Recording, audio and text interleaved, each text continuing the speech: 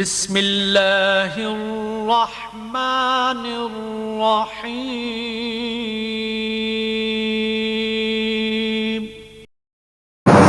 إن الحمد لله نحمده ونستعينه ونستغفره ونعوذ بالله من شرور أنفسنا ومن سيئات أعمالنا. من يهده الله فلا مضل له ومن يضلله فلا هادي له، وأشهد أن لا إله إلا الله وحده لا شريك له، وأشهد أن محمدًا عبده ورسوله. أما بعد، فإن خير الحديث كتاب الله، وخير الهدي هدي محمد صلى الله عليه وسلم، وشر الأمور محدثاتها، وكل محدثة بدعة، وكل بدعة ضلالة، وكل ضلالة في النار. أعوذ بالله من السميع العليم من الشيطان الرجيم، من همزه ونفخه ونفسه. بسم الله الرحمن الرحيم. قاف والقرآن المجيد، بل أجبوا أن جاءهم منذر منهم فقال الكافرون هذا شيء عجيب. أئذا متنا وكنا ترابا ذلك رجع بعيد. قد علمنا ما تنقص الأرض منهم وعندنا كتاب حفيظ. بل كذبوا بالحق لما جاءهم فهم في أمر مريج. أفلم ينظروا إلى السماء فوقهم كيف بنيناها وزيناها وما لها من فروج. والأرض مددناها وألقينا فيها رواسي وأنبتنا فيها من كل زوج بهيج. تبصرة وذكرى لكل عبد منيب. ونزلنا من السماء ماء مباركا فأنبتنا به جنات وحب الحسيد، والنخل باسقات لها طلع نضيد، رزقا للعباد، وأحيينا به بلدة ميتا كذلك الخروج. كذبت قبلهم قوم نوح وأصحاب الرس وثمود وعاد وفرعون وإخوان لوط وأصحاب الأيكة وقوم تبع، كل كذب رسل فحق وعيد. أفعينا بالخلق الأول بل هم في لبس من خلق جديد. وقال الله تبارك وتعالى في موضع آخر: يا أيها الناس اتقوا ربكم الذي خلقكم من نفس واحدة وخلق منها زوجها وبث منهما رجالا كثيرا ونساء، واتقوا الله الذي تساءلون به والأرحام، إن الله كان عليكم رقيبا. يا أيها الذين آمنوا اتقوا الله حق تقاته ولا تموتن إلا وأنتم مسلمون. يا أيها الذين آمنوا اتقوا الله وقولوا قولا سديدا يصلح لكم أعمالكم ويغفر لكم ذنوبكم، ومن يطع الله ورسوله فقد فاز فوزا عظيما. وقال الله تبارك وتعالى في موضع آخر: والسابقون الأولون من المهاجرين والأنصار والذين اتبعهم بإحسان رضي الله عنهم ورضوا عنه وأعد لهم جنات تجري من تحتها الأنهار خالدين فيها أبدا، ذلك الفوز العظيم. وقال النبي صلى الله عليه وسلم: لا تسبوا أصحابي فوالذي نفسي بيده لو أن أحدكم أنفق مثل أحد ذهبا ما بلغ مد أحدهم ولا نصفه. رواه البخاري والمسلم. رب اشرح لي صدري ويسر لي أمري واحلل عقدة من لساني يفقهوا قولي. سبحانك لا علم لنا إلا ما علمتنا إنك أنت العليم الحكيم. اللهم رب زدني علما، اللهم رب زدني علما، اللهم رب زدني علما.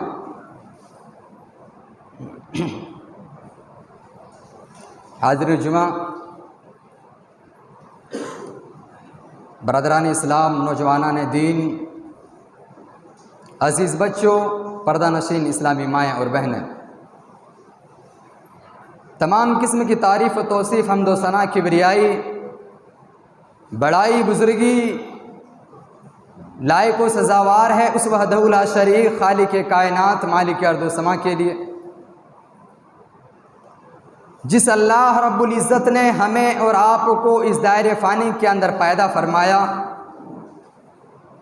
پیدا فرمانے کے بعد ہمیں یوں ہی در در کی ٹھوکریں کھانے کے لیے نہیں چھوڑ دیا، بلکہ ہماری رشد و ہدایت کے لیے، ہمیں سیدھے راہ پر گامزن کرنے کے لیے اس وحدہ لا شریک خالق کائنات مالک ارض و سما نے بہت سے انبیاء علیہ الصلوۃ والتسلیم کو اس دار فانی کے اندر مبعوث کیا، بھیجا۔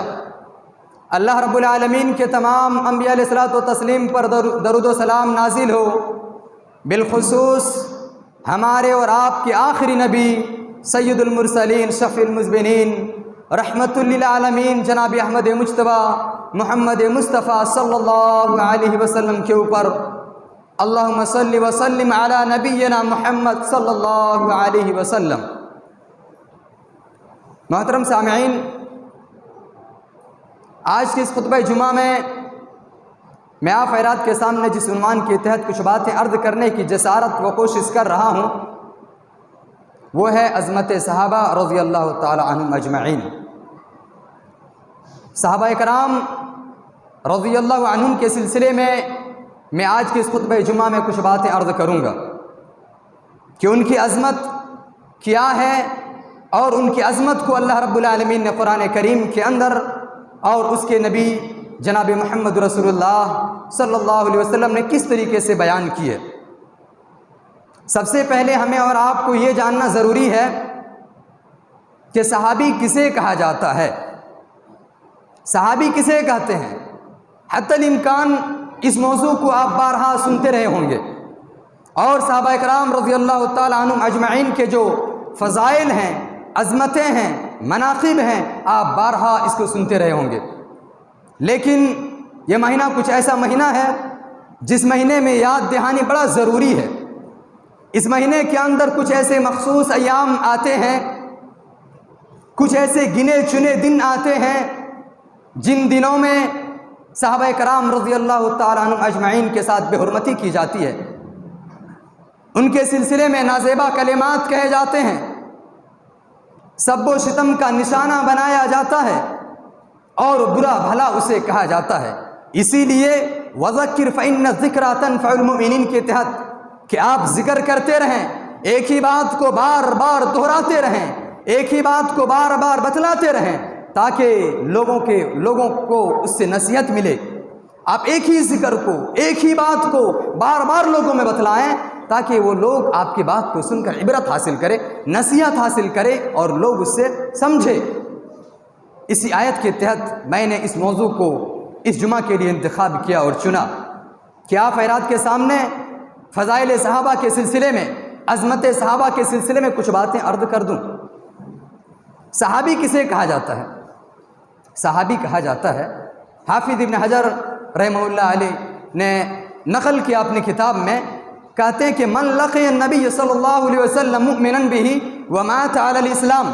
اس کا اردو ترجمہ یہ ہوگا کہ صحابی اسے کہتے ہیں جس نے نبی کریم صلی اللہ علیہ وسلم سے حالت ایمان میں ملاقات کی، اور پھر جب ان کی موت ہوئی، جب وہ مرے تو اس حال میں مرے کہ وہ مسلمان تھے۔ اور حافظ ابن حجر رحمہ اللہ علیہ اس کی تشریح لکھتے ہیں کہ ہر وہ شخص صحابی شمار ہوگا، ہر اس شخص کو صحابی کہیں گے جنہوں نے نبی کریم صلی اللہ علیہ وسلم سے ملاقات کی اس حالت میں کہ وہ مومن تھے، چاہے اس نے آپ صلی اللہ علیہ وسلم کے پاس تھوڑے ہی عرصے اپنی زندگی گزاری، یا پھر بہت دیر تک آپ صلی اللہ علیہ وسلم کے پاس رہے، بہت دنوں تک آپ صلی اللہ علیہ وسلم کی صحبت میں رہے، خواہ آپ صلی اللہ علیہ وسلم سے کوئی حدیث روایت کیے یا نہ کیے۔ یعنی کوئی ایسے صحابی ہیں جنہوں نے آپ صلی اللہ علیہ وسلم سے کوئی حدیث مروی نہیں ہے، کوئی حدیث روایت نہیں کی، اور کچھ ایسے صحابہ کرام رضی اللہ تعالیٰ عنہم اجمعین ہیں جن سے بہت زیادہ احادیث مروی ہیں۔ تو ہر دو شخص میں، ہر دو صورت میں وہ شخص صحابی ہوگا، چاہے اس نے روایت کی ہو یا نہ کی ہو۔ اسی طریقے سے کہتے ہیں کہ ہر وہ شخص صحابی ہوگا جنہوں نے آپ صلی اللہ علیہ وسلم کو اپنے آنکھوں سے دیکھا ہو، اور بصارت نہ ہونے کی وجہ سے نہ دیکھ پایا ہو، صحبت تو اختیار کی ہو لیکن بصارت نہ ہونے کی وجہ سے، جیسے عبداللہ بن ابن مکتوم، بصارت نہیں تھا ان کے پاس، اس کے باوجود وہ صحابی ہیں۔ تو حافظ ابن حجر کہتے ہیں کہ ہر دو صورت میں، یعنی اس نے اپنے آنکھوں سے نبی کو دیکھا تو وہ صحابی ہے، اور بصارت نہ ہونے کی وجہ سے اگر نبی کو نہ دیکھ پایا ہو لیکن صحبت اختیار کیا ہو تو وہ بھی صحابی ہے، وہ بھی صحابی ہے۔ ہمیں اور آپ کو چاہیے کہ ہم ان صحابہ کرام کی عظمت کو جانیں، کیونکہ اگر اس دنیا کے اندر ہمیں فلاح پانا ہے، اگر ہم چاہتے ہیں کہ اس دنیا میں ہم کامیاب ہو جائیں، ہم چاہتے ہیں کہ یہ دنیا کی زندگی ہماری پریشانی میں نہ گزرے، تمام پریشانی ختم ہو جائے، اللہ رب العالمین اس دنیا کے اندر ہم سے راضی ہو جائے، اور آخرت میں بھی اللہ رب العالمین راضی ہو جائے، اور آخرت بھی میرا بن جائے، سنور جائے، آخرت میں بھی ہم سرخ روح ہو جائیں، کامیاب ہو جائیں، اگر آپ یہ سوچتے ہیں اور یہ چاہتے ہیں تو ہمیں اور آپ کو اللہ اور اس کے رسول کی اطاعت ضروری ہوگی، جیسا کہ اللہ رب العالمین نے کئی مقامات پر قرآن کریم کے اندر فرمایا، وَمَن يُطِعِ اللَّهَ وَرَسُولَهُ، کہیں پر فرمایا فقد فاز فوزا عظیما، کہیں پر فرمایا کہ لهم جنات تجری من تحتها الانہار۔ ایسے کلمات کے ذریعے سے اللہ رب العالمین نے کئی مقامات پر قرآن کے اندر فرمایا ہے کہ تم اللہ اور اس کے رسول کی اطاعت کرو، اللہ اور اس کے رسول کی اطاعت کرو گے تو تم دنیا میں کامیاب رہو گے اور آخرت میں بھی کامیاب ہو جاؤ گے۔ تو اللہ رب العالمین کی اطاعت کیسی ہوگی؟ مسئلہ یہاں پر یہ ہے کہ اللہ کی اطاعت کیسی ہوگی؟ تو اللہ رب العالمین کی اطاعت ہوگی کہ ہم قرآن کو پڑھیں گے، قرآن کو پڑھیں گے، قرآن کو یاد کریں گے، قرآن کو سیکھیں گے، قرآن کو سمجھیں گے، قرآن کو خود سمجھیں گے، دوسروں کو سمجھائیں گے، اس کے معنی جو ہیں، اس کے مفہوم جو ہیں اس پر غور کریں گے، اس میں جتنے مسائل آ رہے ہیں ان تمام مسائلوں کو صحیح طور پر پڑھیں گے اور اس پر عمل کریں گے، تب جا کر اللہ رب العالمین کی اطاعت ہوگی۔ آج ہم سوچتے ہیں کہ ہم اللہ کے بڑے تابعدار بندے ہیں، ہم اللہ رب العالمین کی اطاعت و فرمانبرداری کرتے ہیں، ہم اللہ رب العالمین کے چنندہ بندے ہیں، اللہ رب العالمین ہم کو چن لیا ہے، ہم سے اللہ راضی ہو گیا ہے اور ہم بھی اللہ سے راضی ہیں، سوچتے ہیں، ہر ایک انسان سوچتا ہے۔ لیکن ذرا آپ یہ سوچیں کہ ہم نے قرآن پر کتنا عمل کیا۔ اللہ کی تابعداری اسی وقت ہو سکتی ہے، اللہ آپ سے راضی اسی وقت ہو سکتا ہے، اللہ کی فرمانبرداری اسی وقت ہو سکتی ہے جب آپ قرآن پڑھیں گے۔ ہم میں سے اکثر و بیشتر انسان قرآن پڑھتا تو نہیں ہے، اور کوئی انسان جو قرآن پڑھتا ہے سمجھتا نہیں ہے، اور اگر کوئی انسان سمجھ کر پڑھتا ہے لیکن کسی دوسرے کو سمجھاتا نہیں ہے، اور اگر کسی دوسرے انسان کو سمجھا بھی دیتا ہے تو پھر عمل نہیں کرتا، اس کے مسائل جو آتے ہیں اس پر عمل نہیں کرتا۔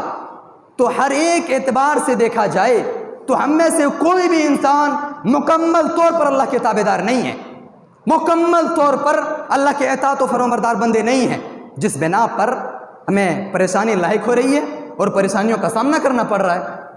تو اللہ کی اطاعت اسی وقت ہوگی جب قرآن پڑھیں گے، سیکھیں گے، سکھلائیں گے، عمل کریں گے، مسائل کو سمجھیں گے، ان مسائل کو اپنی زندگی میں نافذ کریں گے، قرآن کو دستور حیات بنائیں گے، اپنے زندگی گزارنے کے طریقے بنائیں گے، تب جا کر اللہ کی اطاعت ہو سکتی ہے۔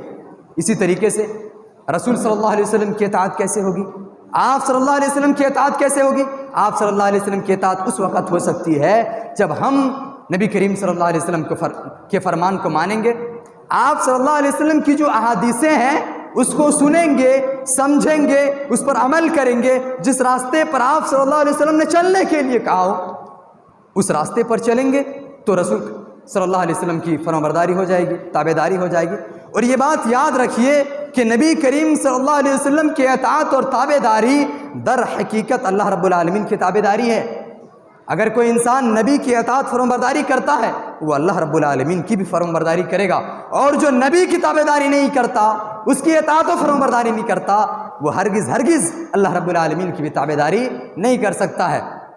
اب ہم جو نبی کریم صلی اللہ علیہ وسلم کی تابعداری کریں گے تو اس میں جیسا کہ اللہ نے قرآن میں کہا ہے کہ تمہارے لیے جو آئیڈیل اور نمونہ ہے نبی کریم صلی اللہ علیہ وسلم ہے۔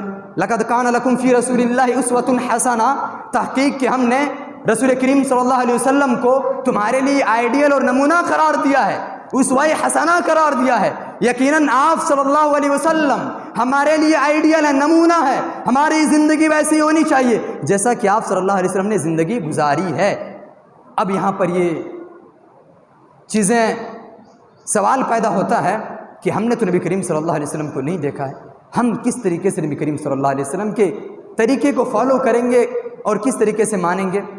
تو اس میں ہمیں اور آپ کو اپنا آئیڈیل انہی لوگوں کو ماننا ہوگا جن لوگوں کو اللہ نے قرآن میں مانا ہے، جن لوگوں کو اللہ کے رسول صلی اللہ علیہ وسلم نے احادیث میں مانا ہے.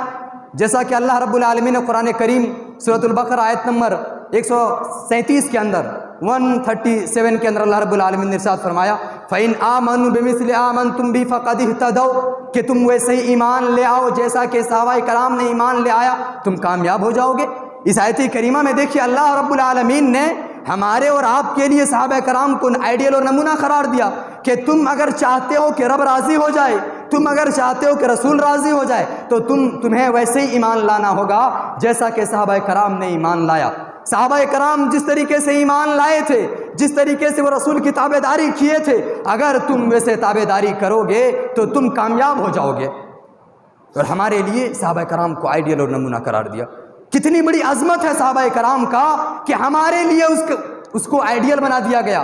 ہماری زندگی کا جو نمونہ ہوگا وہ صحابہ کرام رضی اللہ تعالیٰ عنہ اجمعین ہوں گے. اب اتنی عظمت ہونے کے باوجود، اتنے مناقب اور فضائل ان کے ہونے کے باوجود، کچھ ایسے لوگ ہیں جو صحابہ کرام کے اوپر سب و شتم کرتے ہیں. کچھ ایسے لوگ ہیں جو صحابہ کرام رضی اللہ تعالیٰ عنہ اجمعین کے اوپر گالی گلوچ کرتے ہیں، ان کو برا بھلا کہتے ہیں، ان کو نازیبا کلمات سے پکارتے ہیں. میرے بھائیو اور دوستو، کہاں تک یہ جائز اور درست ہو سکتی ہے کہ جو ہمارے لیے آئیڈیل ہو ہم ان کو برا بھلا کہیں؟ جن کو قرآن نے ہمارے لیے آئیڈیل قرار دیا ہو، جن کو احادیث نے ہمارے لیے آئیڈیل قرار دیا ہو، ہم ان کے اوپر برا بھلا کہیں؟ جیسا کہ اللہ رب العالمین نے قرآن میں کئی مقامات پر ان کے فضائل ذکر کیے ہیں. اللہ رب العالمین نے سورۃ التوبہ آیت نمبر 100 کے اندر ارشاد فرمایا کہ وَالسَّابِقُونَ الْأَوَّلُونَ مِنَ الْمُحَاجِرِينَ وَالْأَنصَارِ. یہاں پر اللہ رب العالمین نے ان مومنوں کا تذکرہ کیا ہے جنہوں نے سب سے پہلے ایمان لائے. اور سب سے پہلے ایمان لانے والے کون ہیں؟ سب سے پہلے ایمان لانے والے اشخاص کون ہیں؟ صحابہ کرام رضی اللہ تعالیٰ عنہم اجمعین ہیں.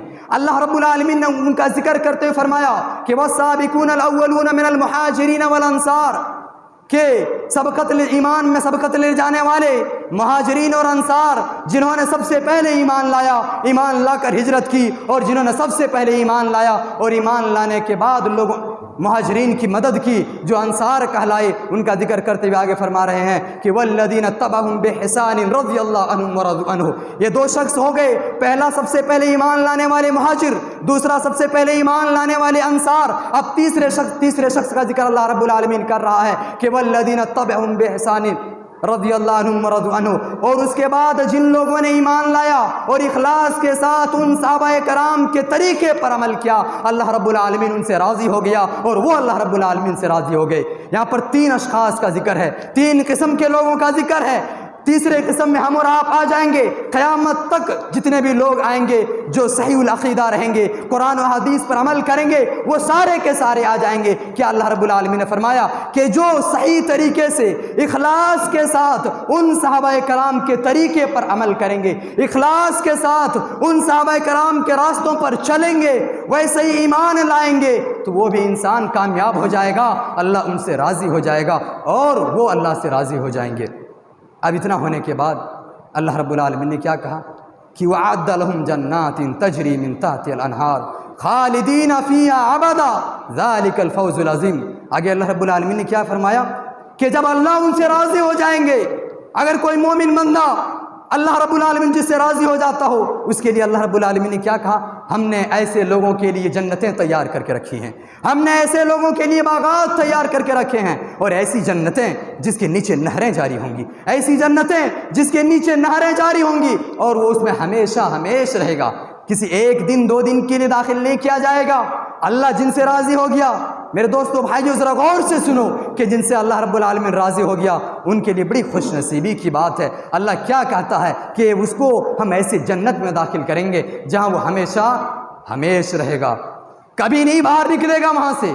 اور جنت کے اوصاف میں ساری چیزیں آپ لوگ سنے ہوں گے کہ جنت میں جانے کے بعد ہماری عمر کیا ہوگی، جنت میں ہم کو کیا ملنے والا ہے، کیسے کھانے ملیں گے، کیسے پینے کی چیزیں ملیں گی، کیسے رہنے کے لیے بستر ملیں گے، کیسے مکانات ملیں گے، کیسے ہمارے وہاں محل ہوں گے، وہاں کیسے بازار لگیں گے، وہاں کیسے عورتیں حوریں ملیں گی، ہمیں کیسی بیویاں ملیں گی. ساری چیزیں جنت کے تفصیلات میں آ جاتا ہے. جب جنت کے بارے میں تقریر کی جاتی ہے، جب جنت کے بارے میں دروس میں بیان کیا جاتا ہے، ساری چیزیں بیان کی جاتی ہیں، تو وہاں ہمیں خالی جنت کا نام آتے یہ ساری چیزیں سمجھ میں آ جاتی ہے.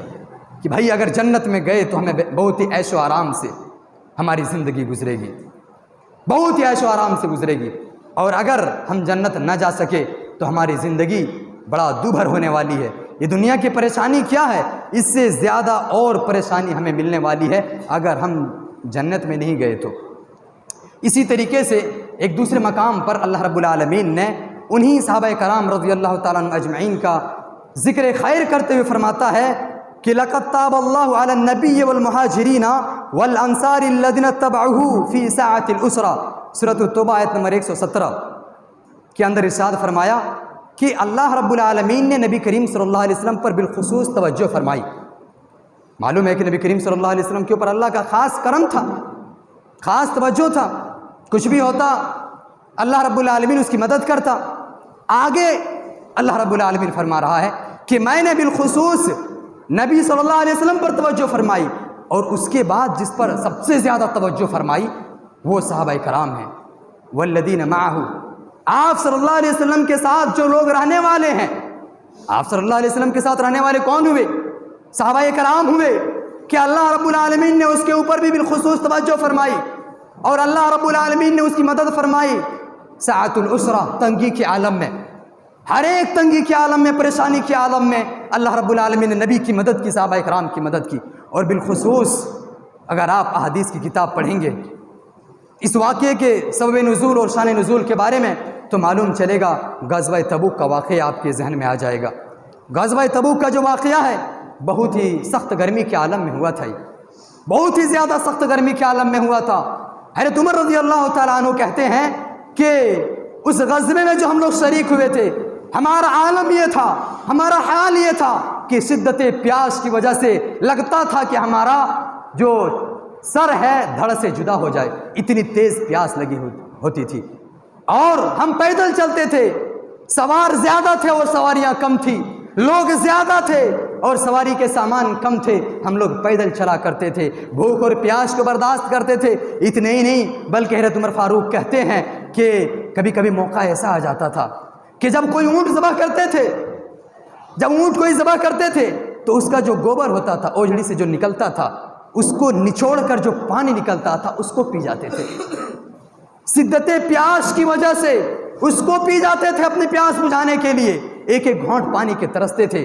کہتے ہیں کہ ایک کھجور کو دو دو ٹکڑے کرتے تھے اور صحابہ کرام اپنی پیاس کو بجھانے کے لیے اسے چوستے تھے، اور چوسنے کے بعد دوسرے کو دے دیتے تھے، دوسرا چوسنے کے بعد تیسرے کو دے دیتے تھے۔ یہ عالم تھا۔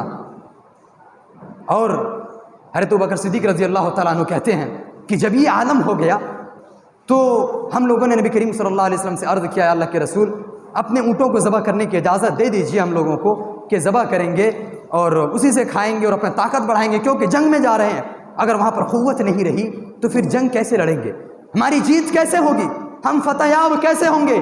آپ صلی اللہ علیہ وسلم نے اجازت دے دی۔ حضرت عمر رضی اللہ تعالیٰ عنہ فوراً مشورہ دیتے ہیں، کہتے ہیں یا اللہ کے رسول اگر اجازت دے دیے ختم ہو جائیں گے سواری، جتنے سواریاں ختم ہو جائیں گے، اتنے بھوکے پیاسے ہیں سب ختم ہو جائیں گے، پھر ہم لوگ جہاد کیسے کریں گے۔ نبی کریم صلی اللہ علیہ وسلم نے حضرت عمر فاروق کے مشورے کو لیا، منع کر دیا۔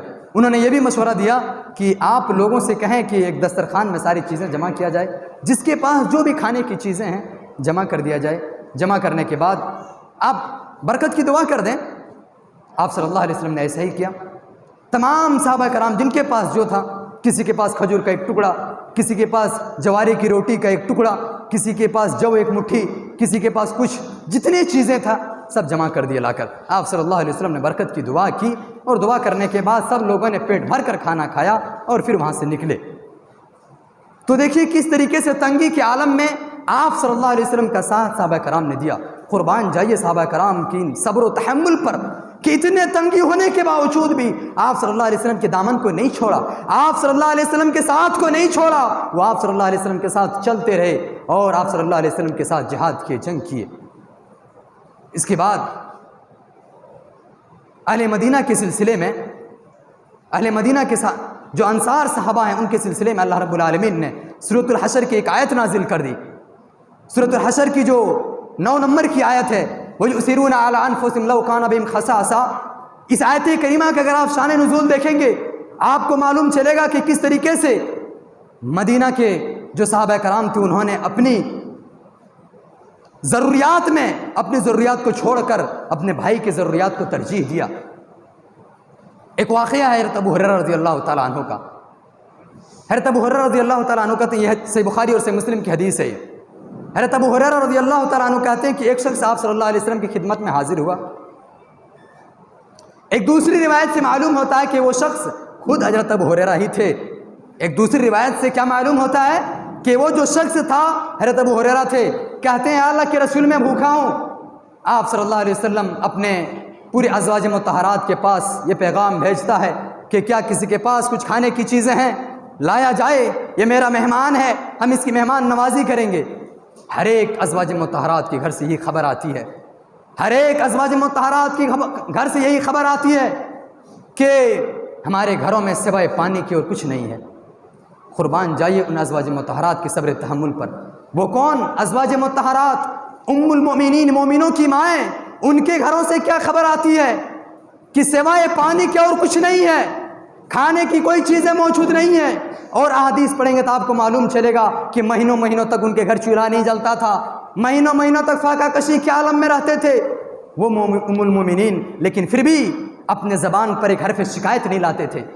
میری مائیں اور بہنیں ذرا غور سے سنیں، ایک ٹائم اگر کچھ کمی ہو گئی اپنے زبان پہ فوراً حرف شکایت، شوہر کی ناشکری، اللہ کی ناشکری، اور نہ جانے کیسے کیسے ناشکری فوراً ہماری زبانوں سے نکل جاتی ہے۔ اللہ کا بڑا کرم ہے، اللہ رب العالمین کا بڑا احسان ہے کہ اللہ نے ہمیں اتنا کھانا نصیب کیا ہے کہ ہم جو چاہتے ہیں کھاتے ہیں، جیسا چاہتے ہیں کھاتے ہیں۔ اور ہم مرد حضرات کو بھی احسان ماننا چاہیے، ہم کن کہتے ہیں فیکن ہو جاتا ہے، ہم کہتے ہیں بھائی یہ بناؤ آج، بن کر تیار ہو جاتا ہے۔ ہم کہتے ہیں ہمارا طبیعت یہ چاہتا ہے، ہماری خواہش یہ ہے، آج ہم مچھلی کھائیں، آج ہم میٹ کھائیں، آج یہ کھائیں، آج وہ کھائیں، فوراً بن کے تیار ہو جاتا ہے۔ اس کے باوجود اس میں مستضاد کیا ہے؟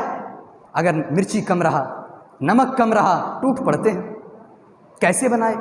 اس میں بھی شکریہ نہیں۔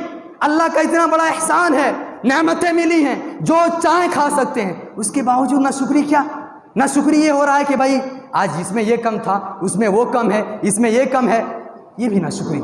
شکر منائیے کہ وہ ام المؤمنین، وہ صحابہ کرام کیسے فاقہ کشی کے عالم میں گزار کر دین کو ہم تک پہنچائے ہیں، اور ان صحابہ کرام کے اوپر شب و ستم کیا جاتا ہے، برا بھلا کہا جاتا ہے۔ اور یہ اماں عائشہ، ان کے بارے میں جو بعض حضرات ان کے بارے میں بھی نازیبہ کلمات کہتے ہیں، برے الفاظ کہتے ہیں، یہ ام المؤمنین جن سے سب سے زیادہ احادیث مروی ہیں، عورتوں میں سب سے زیادہ احادیث مروی ہیں ان سے، اور یہ احادیثوں کو نقل کر کے بھوکے پیاسے رہ کر ہم تک پہنچائے ہیں، اس کے باوجود اس کے اوپر تانا زنی کی جاتی ہے۔ کتنے بڑے ظالم ہیں ہم لوگ، کتنے بڑے محروم ہیں ہم لوگ، اللہ کی ناپسندیدگی کا ہم لوگ شکار ہو چکے ہیں۔ حضرت ابو ہریرہ رضی اللہ تعالیٰ عنہ کہتے ہیں میں بھوکا ہوں، ازواج محترات کے گھر سے خبر آتی ہے کہ کسی کے پاس کھانا نہیں ہے سوائے پانی کے۔ آپ صلی اللہ علیہ وسلم کھڑے ہو جاتے ہیں اور کہتے ہیں کہ او میرے صحابہ، اگر کوئی شخص اس کی مہمان نوازی کرے گا اللہ اس پر رحم فرمائے گا، اللہ اس پر رحم فرمائے گا، اللہ ان سے خوش ہوگا، اللہ اس کے پریشانی کو دور کرے گا۔ حضرت ابو طلحہ فوراً کھڑے ہو جاتے ہیں۔ ابو طلحہ یہ انصاری صحابی ہیں، مدینہ کے اہل رسوخ میں سے ہیں، یہ فوراً کھڑے ہو جاتے ہیں، اور یہ اس لیے کھڑے ہوتے ہیں، یہ کہتے ہیں کہ نبی کی اس دعا کا حقدار میں بنوں۔ آپ صلی اللہ علیہ وسلم نے جو دعا دی اللہ رحم فرمائے گا، اللہ اس کی بخشش فرمائے گا، اس دعا کا مستحق میں بن جاؤں۔ فوراً کھڑے ہو جاتے ہیں، کھڑے ہونے کے بعد اس کو لے جاتے ہیں۔ حضرت ابو ہریرہ اور ابو طلحہ چلے جاتے ہیں، گھر پہنچتے ہیں۔ گھر پہنچنے کے بعد ابو ہریرہ کو بٹھاتے ہیں، اپنے اہلیہ ام سلیم رضی اللہ تعالیٰ عنہا سے پوچھتے ہیں کہ گھر میں کیا ہے کھانے کا؟ ام سلیم کہتے ہیں کہ اللہ کی قسم بمشکل بچوں کا کھانا ہے، اتنا تھوڑا کھانا ہے کہ بچے جو ہمارے ہیں وہ بھی اگر کھائیں گے تو بھوکا رہ جائیں گے، ان کی بھی پیٹ نہیں بھرے گا۔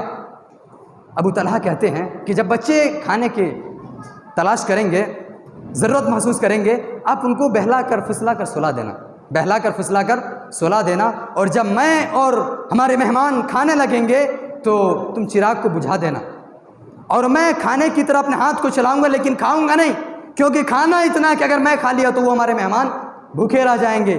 ام سلیم رضی اللہ تعالیٰ عنہا نے ایسے ہی کیا، کھانے بیٹھے، چراغ کو بند کر دیے، چراغ کو بجھا دیے، اور دونوں نے کھا لیا۔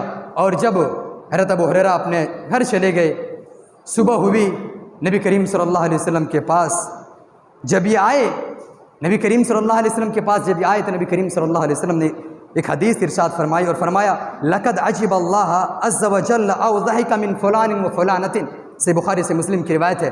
آپ صلی اللہ علیہ وسلم کہتے ہیں کہ ایک معاملہ اللہ کو ایسا دکھا کہ اللہ رب العالمین اس سے خوش ہو گیا، اور دوسری روایت میں ہے کہ او ضحک، اللہ مسکرا پڑا، اللہ ہنس پڑا، اللہ کو ہنسی آ گئی۔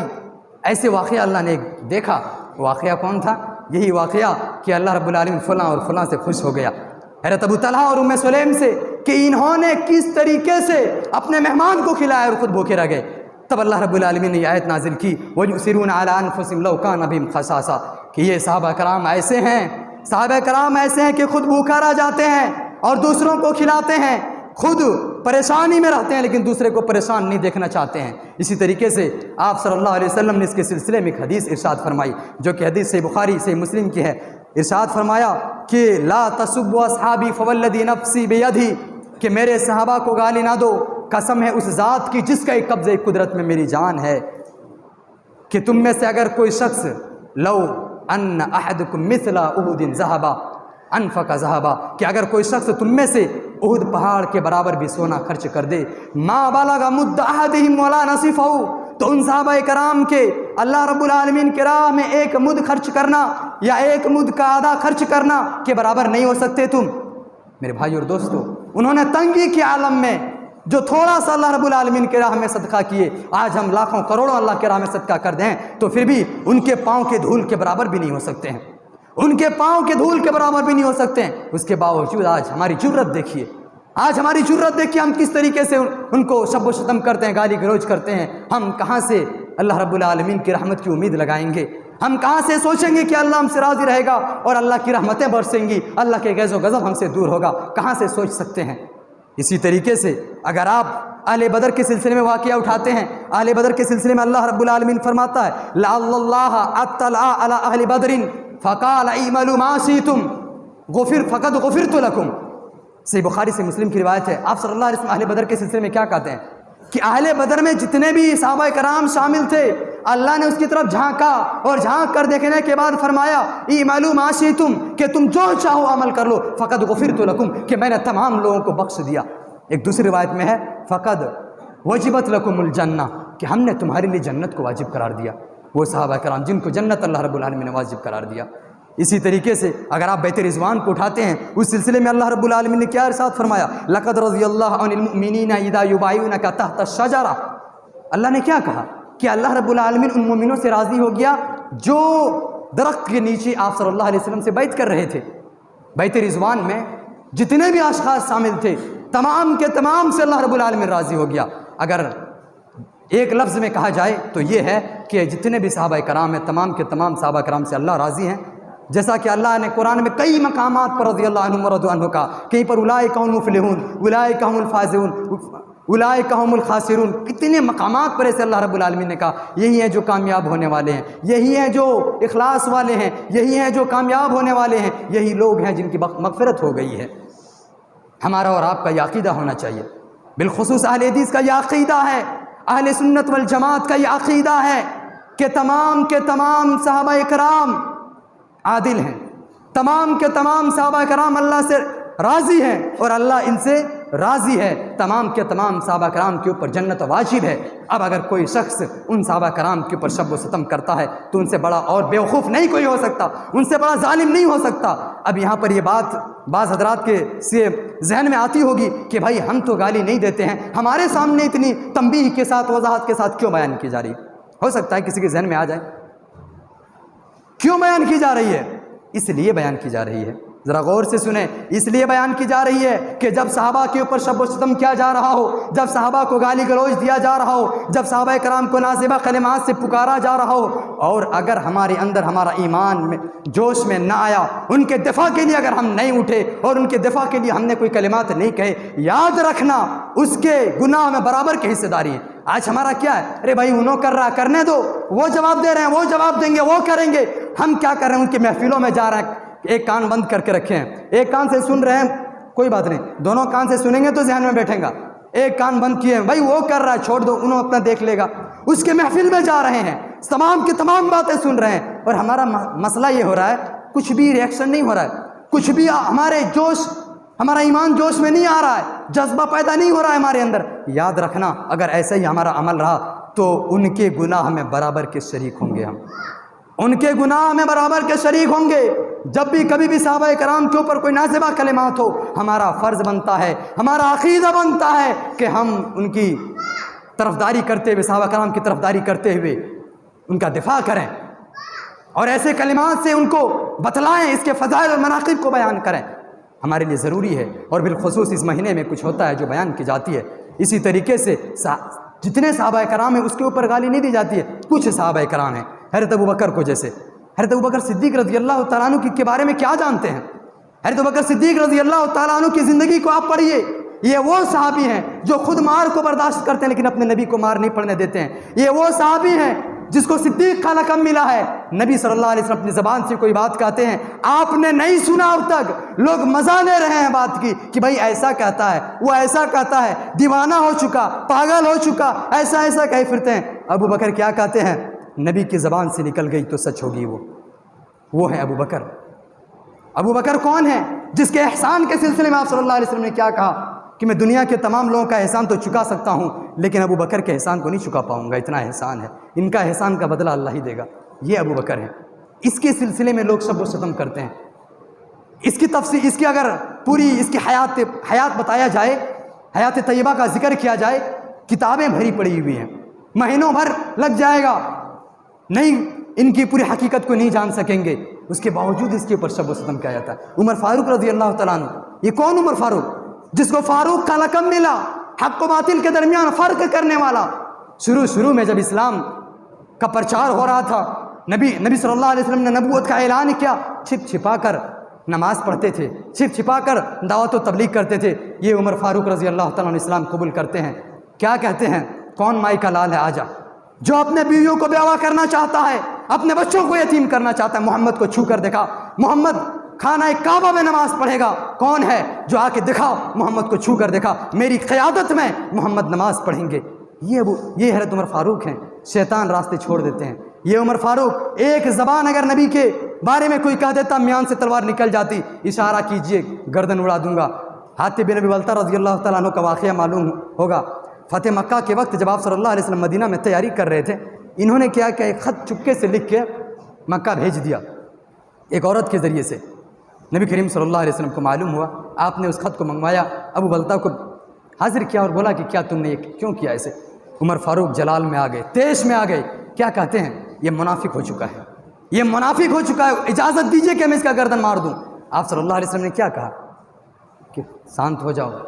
یہ وہ صحابی ہیں جو اہل بدر میں شریک تھے، اور اللہ نے اہل بدر کے سلسلے میں کہا کہ بخش دیا گیا ہے، جو چاہے کر لے۔ نبی کے دور میں جب صحابہ کے اگر کوئی کچھ کہہ دیتا، آپ اس طریقے سے ریئیکشن لے لیتے تھے، آپ اس طریقے سے اس پر ایکشن لے لیتے تھے، اور اس طریقے سے اس کے دفاع کے لیے کھڑے ہو جاتے تھے اور ان کی طرفداری کرتے تھے۔ لیکن آج کیا ہے؟ گالی دینے والا دے رہا ہے، سننے والے سن رہے ہیں، کچھ بھی نہیں، ہمیں احساس ہی نہیں ہو رہا، ایسا لگتا ہے کہ ہم بھائی مسلمان ہی نہیں رہے، ایسا لگتا ہے کہ ہم بھائی مسلمان ہی نہیں رہے۔ باتیں بہت ساری ہیں، میں نمونے کے طور پر یہ چند باتیں رکھا صحابہ کرام کے مناقب اور عظمت اور فضیلت کے سلسلے میں۔ اب میں انہی چند کلمات کے اوپر اپنی تقریر کو ختم کرتا ہوں۔ اخیر میں اللہ رب العالمین سے دعا ہے، بار راہ ہم تمام لوگوں کو ان باتوں کو صحیح طور پر سمجھنے کی توفیق عطا فرما۔ یا الہ العالمین، ہم تمام لوگوں کو صحابہ کرام کی عظمت کو ہمارے دلوں میں بٹھانے کی توفیق عطا فرما۔ یا الہ العالمین، ہم تمام لوگوں کو صحابہ کرام کی عظمت کو صحیح طور پر جاننے کی توفیق عطا فرما۔ یا الہ العالمین، ہم تمام لوگوں کو دین کی صحیح سمجھ اور دین کی صحیح سمجھ عطا فرما۔ یا الہ العالمین، ہم تمام لوگوں کو دین کی صحیح تعلیم عطا فرما۔ یا الہ العالمین، ہم خطا کار ہیں، گنہ گار ہیں، مولا کریم تو ہم تمام مسلمانوں کو زیادہ سے زیادہ توبہ استغفار کرنے کی توفیق عطا فرما۔ یا الہ العالمین، جب تک تو ہمیں اس دار فانی کے اندر زندہ رکھ، ایمان اور اسلام پر زندہ رہنے کی توفیق عطا فرما۔ یا الہ العالمین، جب ہمارا خاتمہ ہو، ایمان پر خاتمہ ہونے کی توفیق عطا فرما۔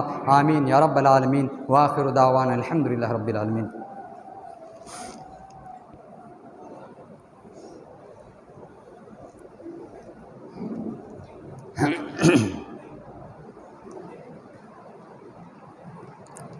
الحمد للہ رب العالمین والعاقبۃ للمتقین والصلاة والسلام على سيد الأنبياء والمرسلين وعلى آله وصحبه أجمعين ومن تبعهم بإحسان إلى يوم الدين. أما بعد، فإن خير الحديث كتاب الله، وخير الهدي هدي محمد صلى الله عليه وسلم، وشر الأمور محدثاتها، وكل محدثة بدعة، وكل بدعة ضلالة، وكل ضلالة في النار.